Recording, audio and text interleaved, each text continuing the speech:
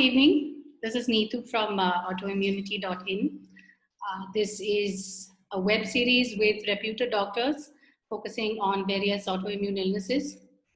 As a patient of autoimmunity myself, I understand that we have a lot of questions and we often don't know what we're dealing with. With this attempt, we're trying to simplify various autoimmune illnesses for you. And hopefully we will be answering some important questions through the interview. I have with me here today Dr. Suvrat Arya, who's a leading rheumatology expert in Delhi NCR with over 10 years of experience. He's an MBBS from UCMS Delhi with an MD in internal medicine from PGIMS Rohtak and a DM in clinical immunology and rheumatology from the prestigious SGP GIMS Lucknow. He is a recipient of 2 gold medals and numerous awards during his medical training. He has worked as postdoctoral fellow in clinical immunology and rheumatology at the world-renowned CMC Vellore. He has then pursued IURA fellowship from the UK. Today, Dr. Suvrat is currently working as a consultant at JP Hospital in Noida. He has his own clinic, Dr. Arya's Care, focusing on rheumatology and arthritis patients. Dr. Arya is well known for his warm and easy demeanor, and this demeanor makes him very popular with his patients, and their families are confident about being under his care. Welcome, Dr. Suvrat. So, hello, Dr. Arya. Thank you for being with us at Autoimmunity.in. Hello, Neetu. Thank you. Thanks for having me on board Autoimmunity.in. It's a pleasure to be here. So, since we're trying to simplify autoimmune illnesses, can you please give us a simple version of what is autoimmunity? What are autoimmune diseases? Yeah. So autoimmunity basically is a state in which our immune system is trying to damage our own cells. For analogy, you can think like army of a country. The purpose of the army is to defeat and kill the intruders into a country. But if something goes wrong and the army starts damaging or killing its own citizens, this is how autoimmunity is to the body. Our immune system has a lot of immune cells, which are WBCs, white blood cells. The main function of these cells is to protect us from various bacteria, viruses, and fungi, which attack our body, can cause infection. But when this system is not working properly due to many reasons, some known and some unknown, this immune system starts damaging our own cells, our own tissues, and that is how autoimmunity comes. Autoimmune diseases can be varied according to what kind of organ is getting affected. So that is how autoimmune diseases occur. So I understand that there are multiple autoimmune diseases that impact, and there are some that are very prevalent amongst Indians, whereas a lot of research has been done for autoimmune illnesses in the West. I understand that rheumatoid arthritis is one autoimmune illness that is prevalent in Indians. Could you tell us a bit more about that? Yeah. So rheumatoid arthritis is an autoimmune disease in which joints are predominantly affected. Though it is a multi-system disease, but joint pain or joint swelling, which translates to arthritis, inflammatory or autoimmune arthritis, that is the symptom which brings the patient to the doctor. But in rheumatoid arthritis, not just joints, almost every organ of the body can get affected. More commonly, patients can have dryness in the eyes and mouth because the glands, the salivary or the tear secreting glands are affected by inflammation. These people can have inflammation in the lung, which is called as interstitial lung disease. They can have nervous system involvement like neuropathy, and there is a long list according to various organ systems getting affected. So rheumatoid arthritis in India is around 0.9 to 1%, which is similar to what we observe in the Western population. All right. So a lot of people, when they age, they also get similar joint pains, muscle pains, and they assume that they have arthritis even before they visit a doctor and get diagnosed for it. But how is rheumatoid arthritis different from age-related arthritis? Okay. So yeah, it's a very important question, and it is important to sorry, differentiate between these two. See, aging related arthritis usually occurs in joints which are weight bearing or which are prone to recurrent damage because of overuse. So these are most commonly the knees or the hip joints or the lower back joint, the lower back of the spine. Whereas inflammatory arthritis or immune system related arthritis usually starts in the small joints of the hand. So a person who has rheumatoid usually comes with pain, swelling, stiffness of these joints in addition to other joints which are affected by aging related process. Second, importantly, the age of onset of rheumatoid is very different from aging related arthritis. Obviously, aging related arthritis increases in incidence as the person ages. So, beyond 60, a big proportion of people have osteoarthritis, which is the technical term from aging related arthritis. Whereas rheumatoid arthritis in Indian setting, it starts from 20 to 40 years. And like all other autoimmune diseases, it is much more commoner in females as compared to males. Is there a scientific analysis as to why females are more disposed to getting this illness? Yeah.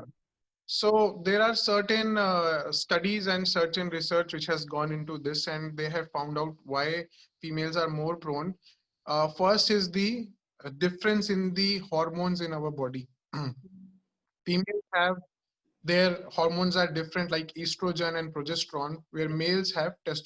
Right. So a good evidence for this is once menopause occurs, the difference between the incidence of rheumatoid in male and female, the difference fades away. So that is why one of the prime reasons is the differences in the hormone. Secondly, they say females have X chromosome and males have XY chromosome. So the extra X chromosome in the female is also thought that some genes which are present on the extra copy of X chromosome which is present in females may also predispose. Besides these, there are certain other immune system related things in the body, like how estrogen is acting upon the immune cells and it makes them more active. So these are various reasons which we have known why females are more affected. So, as a common person, people tend to assume that arthritis is associated with old people, and at a younger age, how can I possibly have something called rheumatoid arthritis? How many, people, patients come to you that are in a very young age, and surprisingly so, are diagnosed with rheumatoid arthritis? Okay. So rheumatoid arthritis can occur at any age. Even a child can suffer from rheumatoid arthritis. So when the onset is less than 16 years of age, we call it as juvenile idiopathic arthritis. This is the common umbrella term for all kind of arthritis in less than 16. So the variety, the subtype of JIA, which is analogous to rheumatoid in adults, is called as polyarticular JIA. The investigations, the behavior of this disease almost similar to an adult rheumatoid, but the chances of deformity or chances of having short stature is much more because children have growing bones. Right. So, and but like you asked, what is the age distribution? 20 to 40 is the most common age distribution which is seen in India. If we compare to the Western population, the peak incidence in those population is little later. They have it in 50 to 60, that is 5th to 6th decade. All the autoimmune diseases in India are seen little bit earlier, at least 1 to 2 decades earlier as compared to Western population. So, as you mentioned, with children, and because they have growing bones, there is a high likelihood of maybe stunting in height or various other bone-related issues, if I can loosely use the term. Um, uh, do children also get disability because of rheumatoid arthritis? See, if it is diagnosed early and treated aggressively with regular monitoring and regular assessment with good follow-up, then the chances of developing deformities and disabilities is very less. It would be Rather, I would say in the current scenario with the availability of such excellent medicines for treatment of arthritis, it would be rare for a person who is on regular treatment from beginning and regularly following up with the rheumatologist to develop deformities. But in Indian scenario, yes, we commonly see them because of the lack of awareness, lack of adequate number of trained people in rheumatology, lack of adequate rheumatologists, and lack of these kind of people in peripheries. Because rheumatology, like other super specialties, are much more concentrated in metros, much more concentrated in the bigger cities as compared to peripheries. So when people from villages or peripheries or rural area, when they come, they are usually neglected because they are not aware, and that's why those kind of patients are more prone to have deformities related to rheumatoid. Right, because our medical system, in which case, is not so well permeated into the rural areas, let alone have something like as specific as an autoimmune disorder being diagnosed at an early stage, the likelihood of which is low, I presume. That's the reason why we would, expect that maybe there are more issues when once diagnosed in slightly rural areas. But patients that come to you or patients that get diagnosed with RA from the metros, what does one expect? How does one expect to go from the diagnosis, or simply when one gets these symptoms, one tends to first go and search online, and then maybe seek a professional medical expert advice, Yeah. and then probably at stage 3 meet somebody who's an expert who can help and diagnose specifically that this is an autoimmune disorder. So through this whole journey, a lot is happening with patients in their own emotional state, in the physical state that they have been, the physical problems that they go through. By the time a patient comes to you, what kind of expectations do they have, or what kind of mental frame of mind are they in once you've diagnosed them with RA? Yeah. So first question which they usually ask is it treatable? And for how long will I have to take the medicine? These Mm. are the most important concern for anyone who will have any illness. If I have it, I will also have the same doubt in my mind that whether I can be free of medicines or whether I can be normal back again. So we have to counsel patients in detail. Whenever there is a first visit of a patient, I spend a good lot of time to explain to them that, see, it is a chronic illness like hypertension or diabetes. The Right. difference is hypertension and diabetes don't have pain or disability. You cannot immediately guess a person walking, you cannot guess that person has a diabetes or hypertension. But for rheumatoid, it is quite obvious and visible because your walking is painful, your joints are swollen and your joints are sore, you have stiffness and all. So I explained to them that it is a chronic illness which requires long-term treatment and regular follow-up. And if the person has come to us in very early stage before the deformities of the joints has happened, then the outcome is excellent. I have whole lot of patients who came in wheelchair initially because of the intense inflammation, but the disease was very early, maybe few weeks to few months. And now you cannot tell any difference between them and a normal person, but they are on medication because with medicines, this disease can be well controllable. If you, because people have this concept of of thought that cure means uh, getting rid of the disease Yeah. without any medicine. Yeah, but for rheumatoid, unfortunately, this is not true. Around 90% of people would require some or the other therapy, maybe lifelong, to control their symptoms. But if we treat early, you may not be able to tell a difference between a normal person or a person with rheumatoid. So, since you mentioned that patients come to you and as even if they have been diagnosed as early as 2 weeks or 3 weeks, suffering with acute large level of inflammation, and after starting certain therapies with you, medical therapies, medicines, etc., they do come back to mostly a normal life, and they're able to well manage their disease better. Uh, An important question I feel a lot of us patients in general have is, these medicines are strong, they are not good for our body, they will have a lot of side effects, we will have to change a lot of things in our life to accommodate these medicines, and in the long run it's going to, any which case, affect our body negatively. So how does one manage the toxicity of these medicines, these powerful medicines, not only for RA but in general autoimmune diseases? Yeah.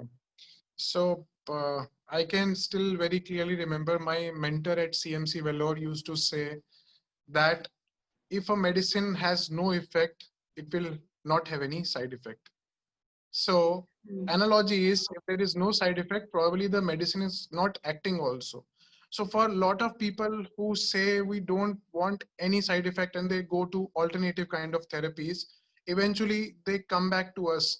The golden point or the good point here is that we know what problem can occur with these medicines. That is why we are able to monitor them well.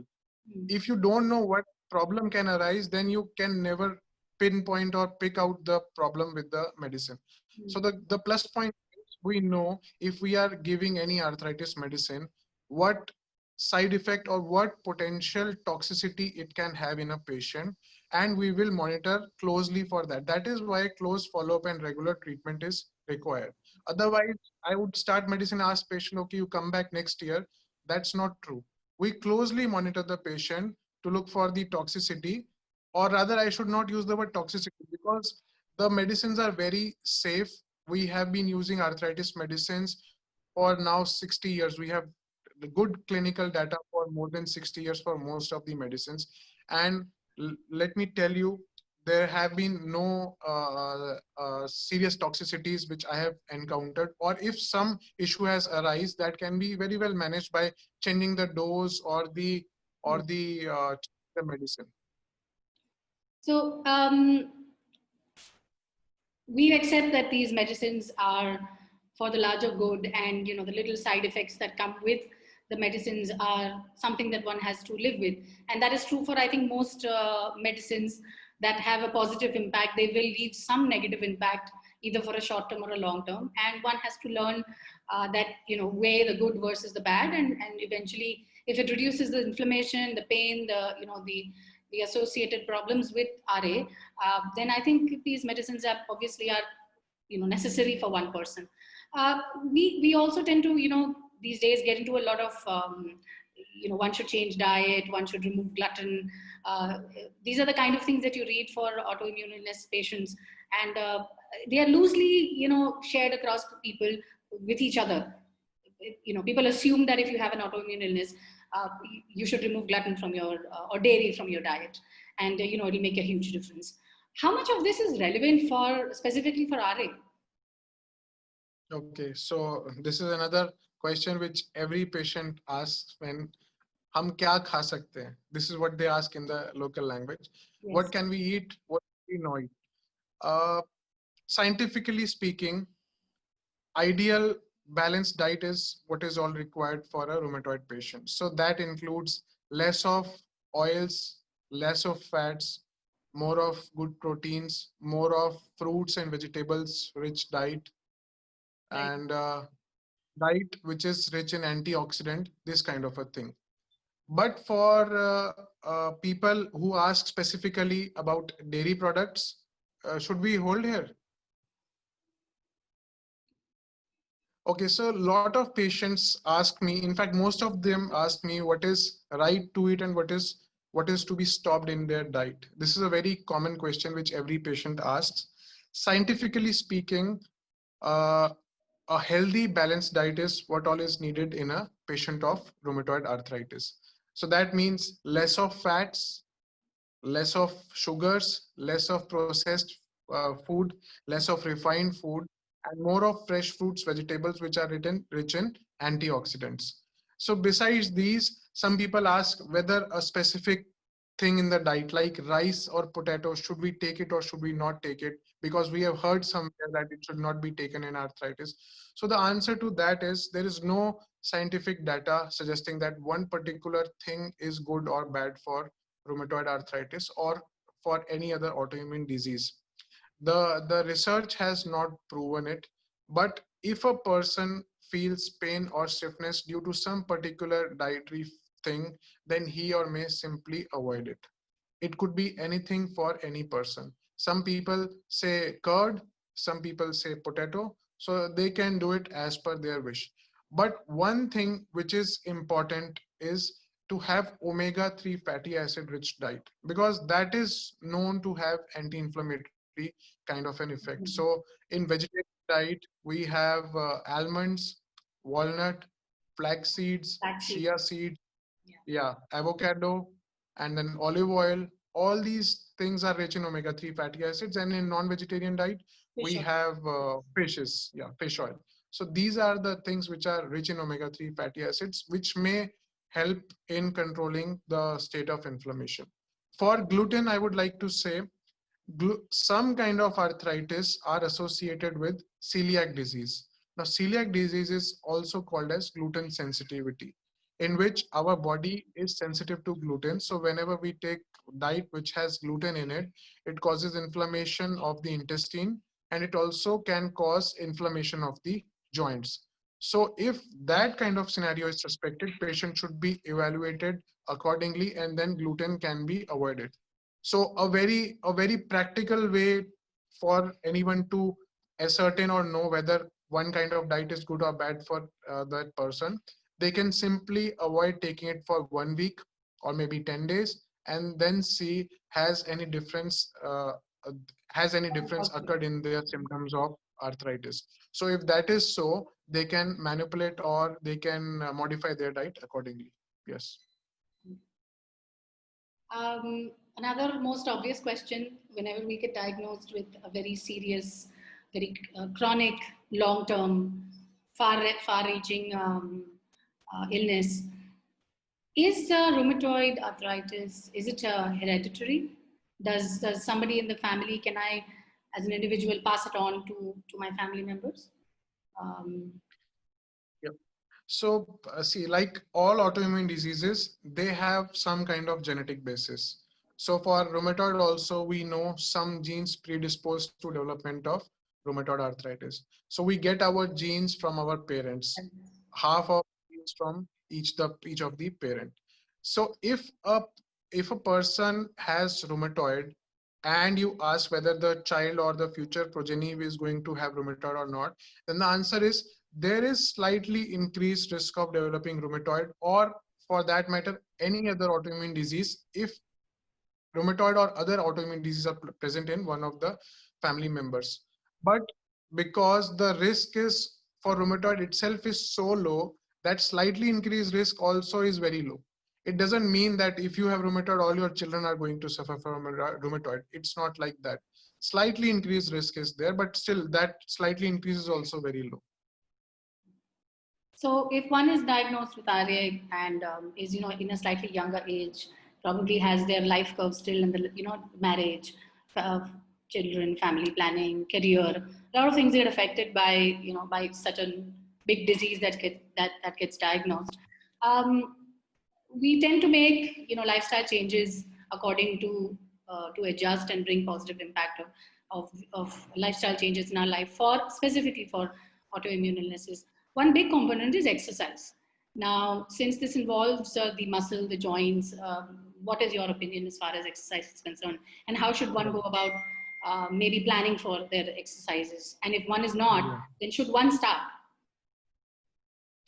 Yeah, so exercise is very, very important, extremely important component of management of rheumatoid, because the joints are affected when initially patient comes which who is treatment naive, who has not received any treatment for rheumatoid. So when we start the treatment, the pain and inflammation and swelling in the joint start coming down. So when the patient is comfortable, the pain and inflammation and swelling in the joints has come down, that is the right time when they should start exercising. Because if I ask patient the very next day you start exercising, it is not possible at all. It would be like just pushing them too much and then causing more pain.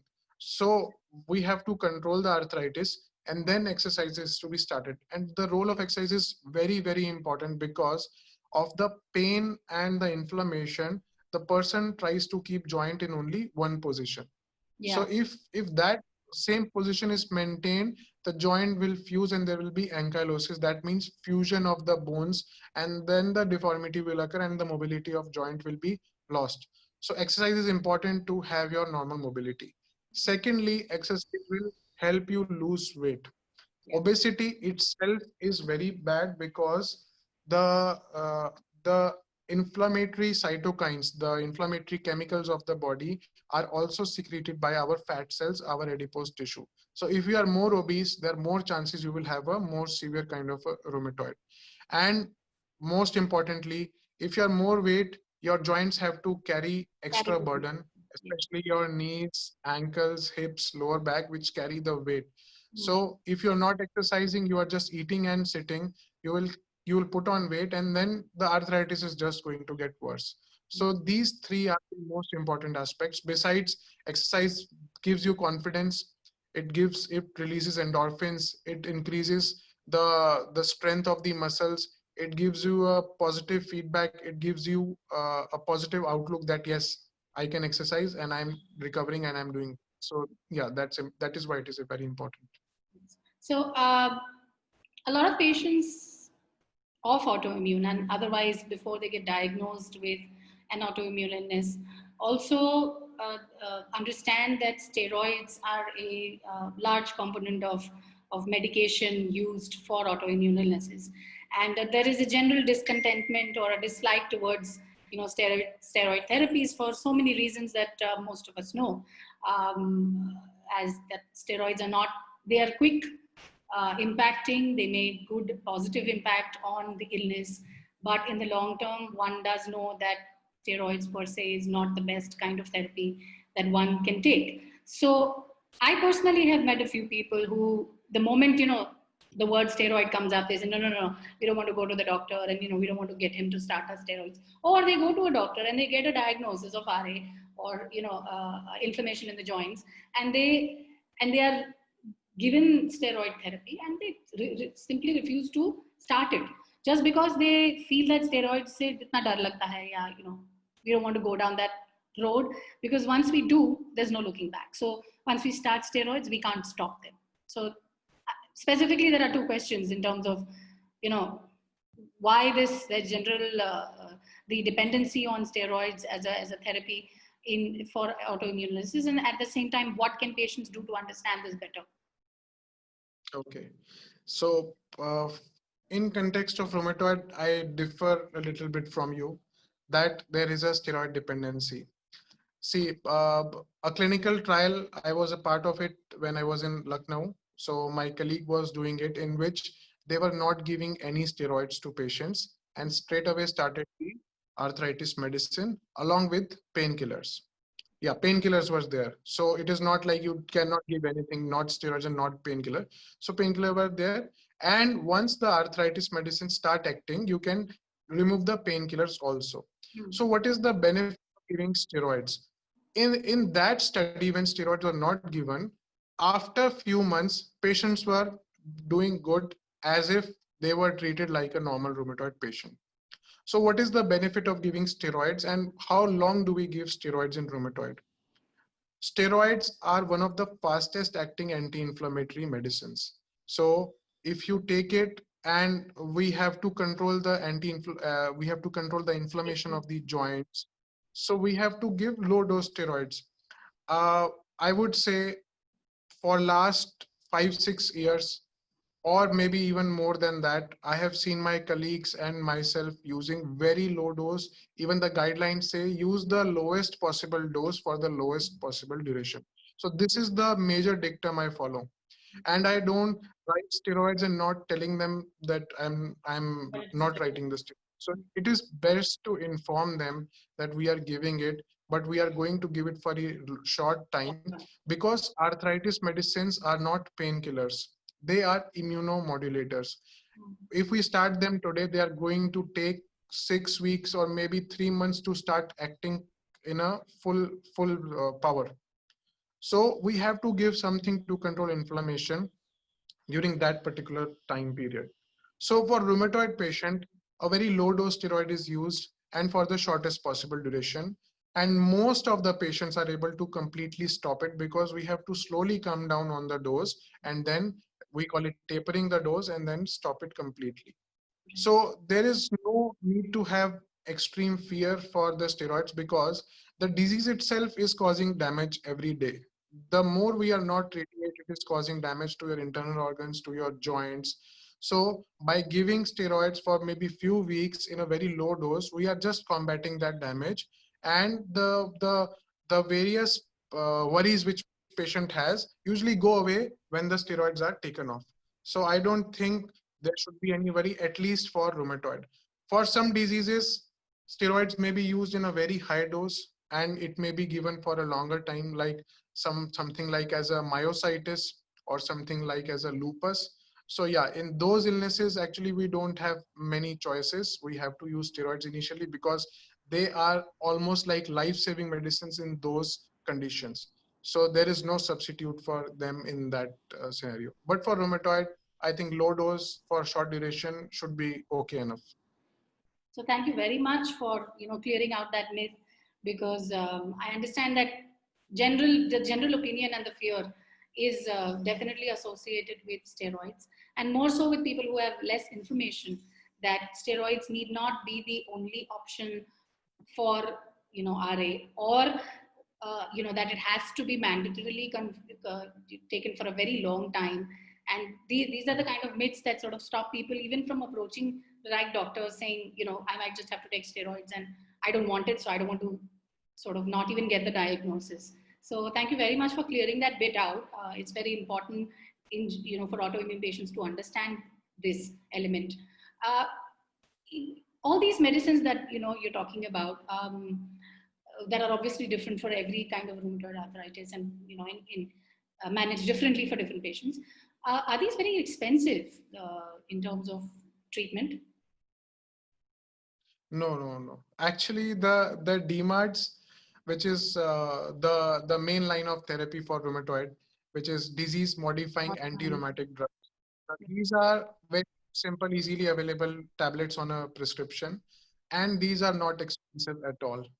Maybe the cost of therapy for a rheumatoid patient, once he has achieved remission and is in continuing the medicines, maybe as low as 1200 to 1500 rupees a month, or maybe even lower if the disease is well controlled and we are decreasing the dose. The cost matters when we are considering biologicals. These are expensive injections, and even now, as compared to when they were launched, the prices have come down drastically.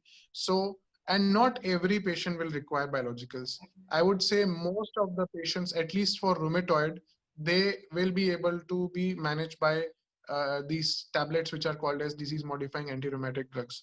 Those patients who are refractory to DMARDs, who are not responding to the therapy, or somehow we cannot use those tablets, or somehow they are contraindicated, in those patients we may have to go to biologicals. And yes, biologicals are a little expensive, but like as I said, not everyone needs them. And these biologicals, I presume, are they intravenous or they are oral? What kind of format do they sort of take? Yeah. Does one need to get hospitalized for these kind of medicines? Okay, so biologicals for rheumatoid can be both ways. Both type of medicines are available right now.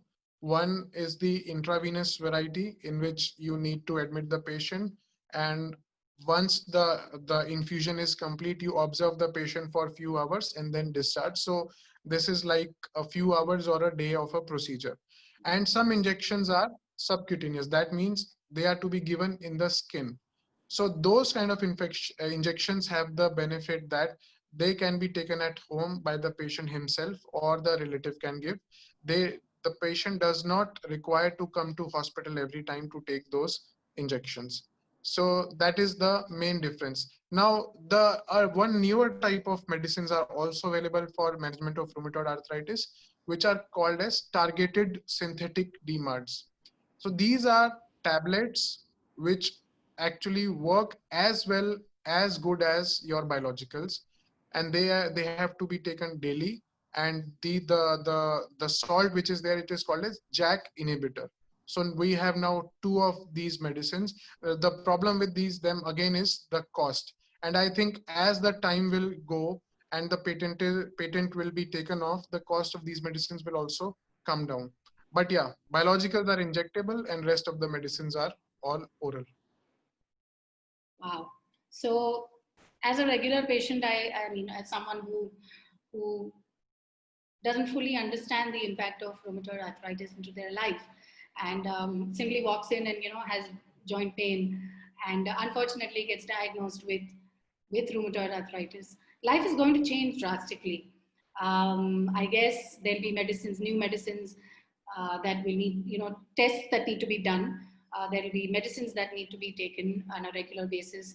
There needs to be follow up. So there is a regular consultation with your doctor that is required in your life. So at all levels, an individual has to change a lot of things in their life to manage this illness better. Since we're part of a community that is looking at patients being able to get peer support, and get empowered with information from each other also, and be able to discuss their issues as well as their positive things that they do in their life, and to be able to help each other through this illness. Do you think such a community would help a patient's frame of mind, and how do you think life would become easier for a doctor if such a community was be able to give access to patients? Yep. So I'll share one small experience with you. When I was in SGPJ Lucknow, so our clinical chambers were on the one side, and there was a big patient waiting area where all the patients used to wait. This is obviously pre-COVID time. So they used to wait there and they used to talk to each other, and they used to get befriended each other, and they would know each other. Some of them started coming together also in a bus or by pooling and coming by a cab together. Right. So we sometimes had special clinic days. Like Friday was rheumatoid clinic, so only rheumatoid patients were there because that is a commoner disease. So we have a lot of patients, so we'll fix one day for that only.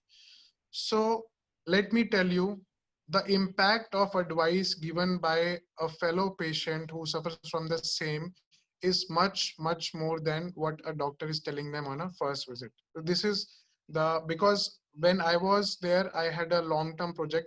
So I am still in touch with a lot of patients whom I was seeing when I was doing my study and my thesis.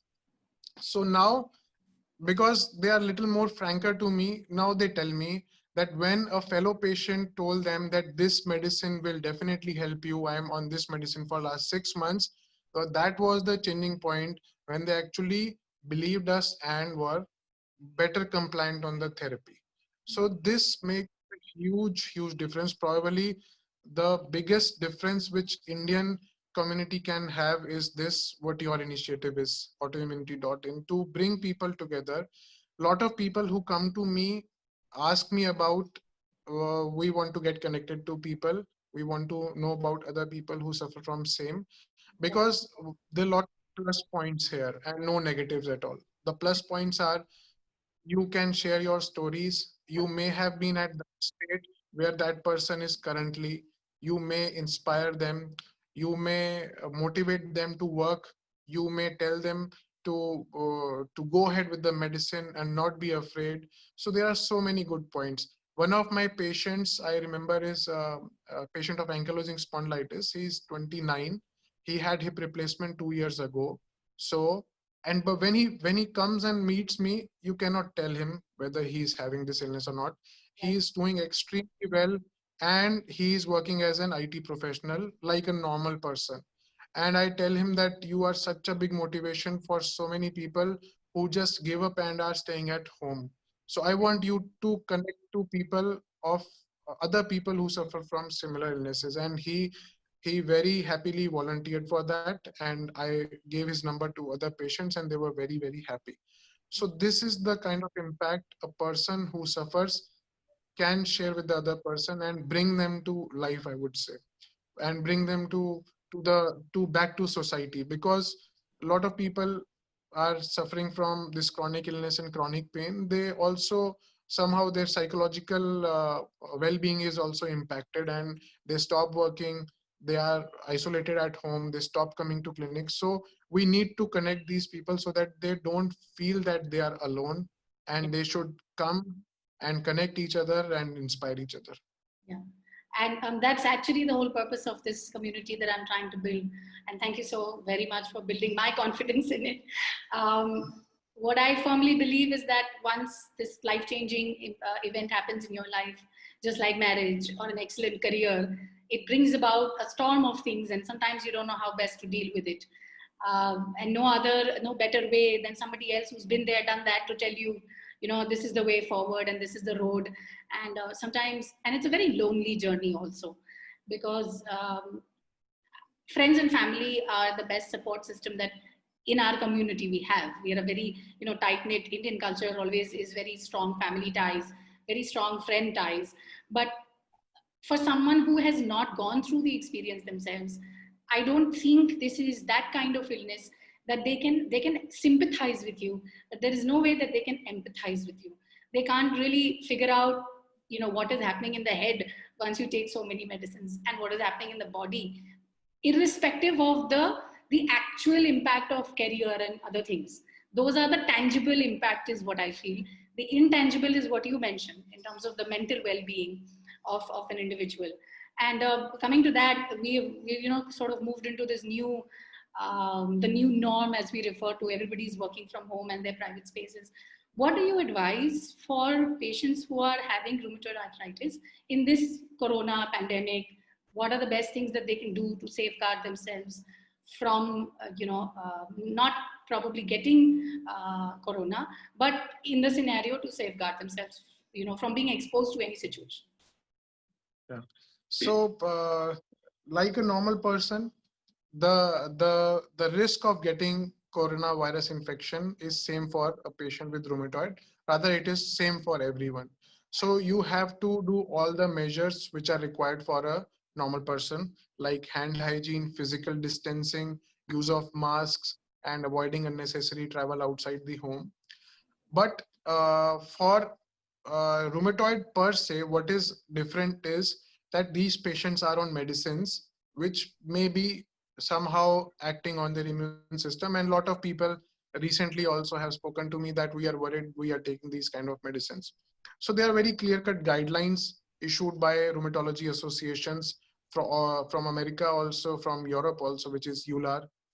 So they have very clearly given these guidelines, and they tell us how to go about it when a person of rheumatoid is uh, uh, is living during the time of the COVID. So don't stop your medicines, first of all, with the fear that you may get COVID or you may get corona. Because once you stop the medicines, the disease may flare, and then the whole problem is actually starting. You will be requiring to take steroids, and steroids are more immunity suppressing rather than the medicines which you were taking. So first of all, never stop your medicines, continue with your medicines. If possible, get in touch with your doctor through telephonic or video consultation so that you don't need to go out.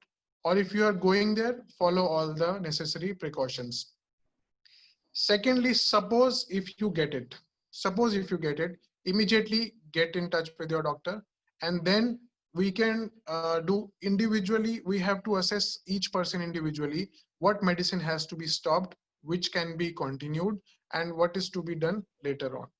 Some studies have shown, actually it is a very recent disease, we don't have enough data. It started just like 6 months back, so we don't have a huge data of rheumatoid patients how they would behave in COVID-19. But what we know is COVID-19 can be little bit more severe in patients with rheumatoid, be it because of their illness or because of their medicines, or maybe combination of these factors. So you need to be extra careful, but don't stop your medicines. If you get it, the chances of having complications or chances of having a severe course of disease usually is almost similar to what a normal person has. So the decision of changing the medicines or stopping them is entirely individual based. There is no blanket statement for every patient of rheumatoid. So that can be deciphered as per patient wise. So, for as a rheumatoid arthritis patient, it doesn't necessarily make me more exposed to corona just because I am a patient. It essentially means that I would have to take precautions just like every other individual, as well as continue my medication. And if I feel that I'm doubting something, then the best thing to do is call your doctor and check. Have I summed that up?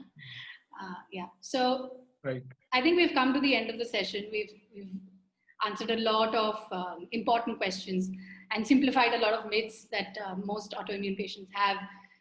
I'd like to thank you very much for sparing the time today. And obviously, we will be coming back to you with similar requests for other autoimmune illnesses that we would like to cover.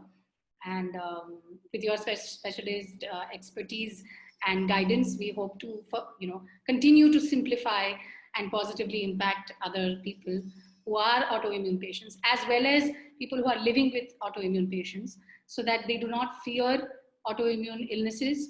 They do not think that it's a taboo.